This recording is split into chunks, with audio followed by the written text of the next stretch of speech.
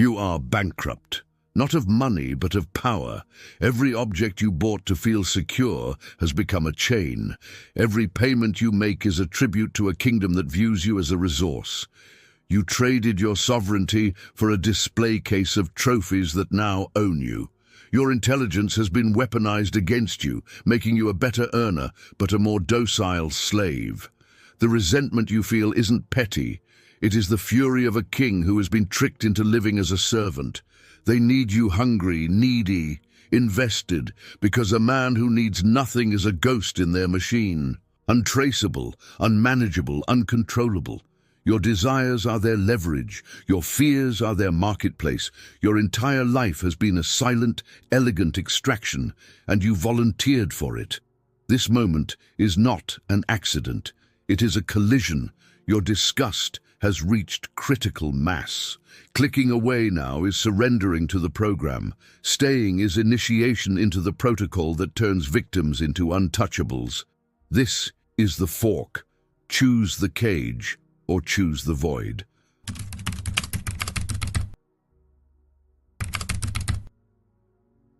The system is not broken. It is a perfectly engineered trap. It rewards compliance with tokens of a prison you mistake for a palace. Your niceness, your trust, your desire to belong. These are the vulnerabilities it exploits to drain your time, your energy, and your capital. But the ultimate forbidden truth is that the trap has a single flaw. It requires your participation, your belief in the game, your attachment to the prizes. We are about to weaponize your detachment. This is not minimalism. This is strategic scorched earth. We will incinerate the psychological infrastructure of your own oppression. By the end of this, you will not have savings tips. You will possess a doctrine of financial and psychological invincibility. You will learn to own nothing they value, so you can control everything that matters. This is how you overtake 99% of people. By exiting the game, they are losing. If these ideas resonate with you, hit that subscribe button for more top-tier content. Also, drop a void in the comments so I know you're ready. Let's dive in. Your first and most catastrophic error was believing that power is seen. We must incinerate this illusion. In the modern theater of power, visibility is vulnerability. Every luxury good, every publicly displayed symbol of accrued wealth is not a badge of strength. It is a pulsating wound of need. It is a broadcast of your price. It tells every predator, every institution, every social climber exactly what you cherish, what you fear losing, and what bribes your loyalty. Machiavelli's prince understood, to be feared is strategic, to be loved is fickle, but to be needy is to be terminally weak. Your visible status is your neediness crystallized into metal, leather, and logos. It is you on your knees, begging the world to acknowledge your worth. And in the economy of dominance, beggars are not patrons, they are prey. Feel the mechanism click. Recall the last time you scrolled through social media and felt that cold, shrinking sensation in your gut, the feeling of being less than. That was not an emotion. That was a strategic debuff successfully applied. You were comparing your internal, complex reality to someone else's curated fiction of success. But what you were actually witnessing was not their power, but their bondage, their debt, their enslavement to the opinion of strangers. Your desire to keep up, to measure up, is the psychological engine that keeps the entire extraction machine humming. It renders you predictable. It makes you exploitable. It transforms your formidable intelligence into a tool for self-enslavement as you optimize your career not for escape velocity, but for a higher credit limit. The brutal, emancipating truth. In the true hierarchy, the man in the faded jeans, driving a 10-year-old car with zero debt and a mind utterly inoculated against brand symbolism, operates from a position of unassailable strength compared to the indebted executive in the Italian suit. One is a liquid asset. The other is a liability with a fancy wrapper. So conduct the audit. Where in your life are you paying a tax, a literal and psychological tax for visibility, for the right to be perceived as successful?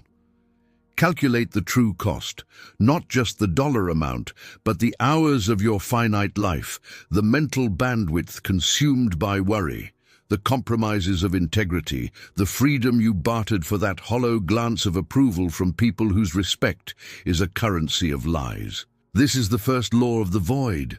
Conspicuous consumption is a confession of weakness. To move toward true power, you must first become invisible to the system's triggers. You must become a grey man in the empire of desire, unremarkable, unreadable, a blank space in the database where the algorithm expects a hungry, wanting consumer profile. This is not poverty. This is strategic opacity.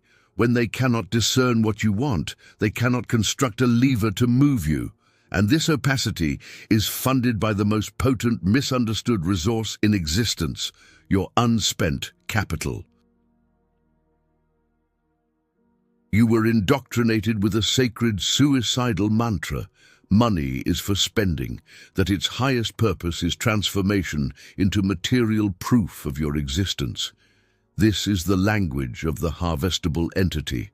We are going to surgically replace this programming. From this breath forward, you will not see money as currency. You will see it as potential energy, as stored violence against circumstance. Every dollar you do not convert into a depreciating trophy is a unit of energy banked in the fortress of your future autonomy. Every dollar saved is not a passive act of restraint. It is an active, aggressive act of building your strategic reserve. It is a bullet you choose not to fire today so that you may win the war tomorrow. Resource hoarding is the physical manifestation of your psychological detachment. It is the own nothing protocol made corporeal.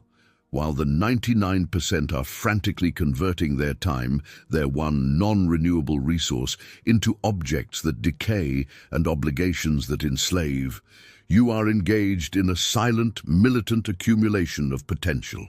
This is not frugality. This is tactical stockpiling. Your money is your army. Would you send your finest soldiers to die in a meaningless skirmish for a worthless patch of dirt? No. You conserve their strength. You marshal them for the decisive battle. Your financial reserves are the same. You do not squander them on the trivial theater of social signaling. You amass them for the only conflict that matters, the war for your own uncompromised sovereignty. The cognitive shift is everything. When you view your bank balance as a dragon's hoard of potential energy, every spending decision transforms into a cold, tactical calculation. Does this expenditure increase my strategic position and freedom, or does it deplete my reserves for a transient sensation? This framework annihilates emotional spending, impulse buys, and status purchases at the synaptic level. That new luxury item offers no tactical advantage. It drains your ammunition for zero gain. That strategic investment in a course, a network, or an asset that generates options is a valid deployment of force. The question is always, relentlessly, does this spend increase my operational freedom? This is how you rewire your identity from consumer to sovereign strategist. You stop asking, can I afford this? And start demanding, does this purchase amplify my power to say no tomorrow? This growing hoard has one supreme objective, one strategic end state that changes the geometry of your entire life. It constructs the single most formidable psychological fortress a human mind can inhabit. This is the core of weaponized detachment. The fuck you fund is not a number. It is a state of being. It is the psychological citadel that renders you untouchable. It is the direct, brutal application of Machiavelli's core doctrine. A ruler must never be at the mercy of another's fortune. When you have amassed a hoard of potential energy, enough to cover your vital needs for months, years, a lifetime, a fundamental alchemy occurs within your psyche.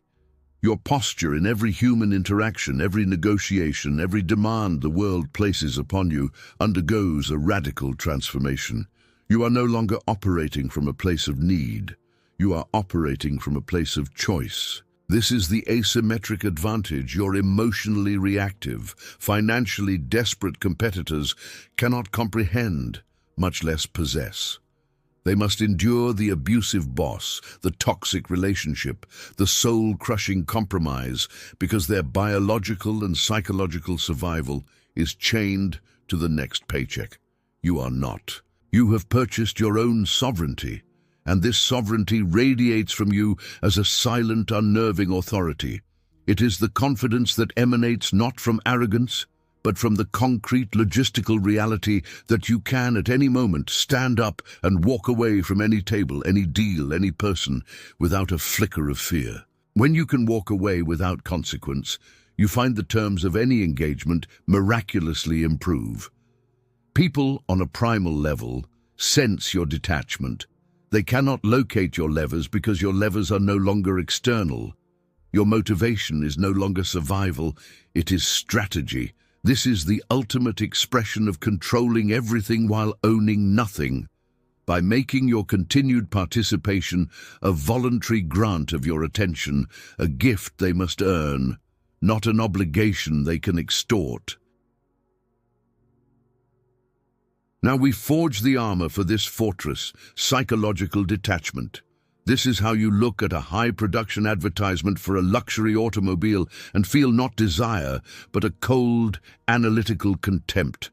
You see the machinery whirring. You dissect the emotional hook, the promise of status, sexual allure, peer acceptance, and you recognize it with clinical precision as a sophisticated attempt to inject a viral need into your operating system. Your detachment is your immune system. You observe the world's endless attempts to manipulate your desires as a virologist observes a pathogen under a microscope. You feel nothing but the quiet, potent satisfaction of being inoculated. Your attention, your desire, your emotional investment, these are your most sacred, non-renewable strategic resources. And you are learning to withdraw them from the public marketplace. You are becoming a psychological black hole. All stimuli enter, no predictable reaction escapes. This indifference is the kryptonite of every manipulation tactic in existence. Marketing, guilt-tripping, social pressure, fear of missing out, all of it dissipates against the event horizon of your calibrated apathy. You are training yourself to want nothing they are selling, and in that vacuum of desire, you discover an infinite field of personal power. This is not numbness. This is selective engagement, and it is the hallmark of the true strategist. You choose where to invest your energy based on ROI for your sovereignty, not on the programmed anxieties they implanted in you. This state of chosen indifference is what allows you to execute the next law, the mandate of stealth. Law 5. Stealth Wealth. The most formidable men in any room are indistinguishable from the furniture. They grasp the fundamental principle that true power is allergic to spectacle. Visibility is a strategic liability. When you broadcast your resources, you attract a taxonomy of predators, salesmen, sycophants, guilt merchants, thieves, and the most dangerous predator of all, the state, which sees you not as a citizen, but as a recurring revenue stream. Stealth wealth is the practice of appearing to own nothing of material consequence, while controlling resources that grant you ultimate leverage. You drive the reliable, anonymous vehicle. You inhabit the comfortable, unassuming residence. You wear the simple, high-quality uniform that emits no signal. Your lifestyle is a study in neutral tones. It creates no envy, invites no scrutiny, leaves no financial scent trail. This is the grey man theory elevated to a philosophy of power. You move through the consumer dystopia without leaving a data trail of desire. You are a phantom in the machine. Your satisfaction, your confidence, your profound sense of worth, All of it is sourced internally, from your cultivated skills, your expansive knowledge, your physical vitality, the integrity of your purpose, and the silent, compounding might of your ammunition hoard. This internal empire is invisible, decentralized, and therefore unconquerable. While the masses are bleeding their energy in the visible coliseum of social validation, you are building a sovereign nation-state within the borders of your own mind and assets. Your wealth is not for display, it is for deployment. It is for acquiring income-generating assets, for buying back your time, the ultimate commodity, and for funding offensives that align with your autonomous future. This brings us to the retention hook, the engine that separates the merely frugal from the truly formidable, the reinvestment cycle. Mere saving is defensive. It builds the walls of the fortress. But reinvestment is offensive. It expands your territory of control.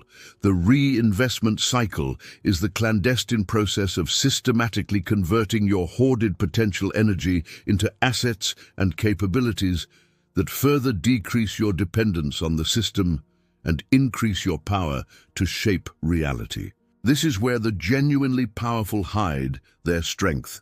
It's using capital to purchase cash-flowing assets, businesses, intellectual property, investments that pay you.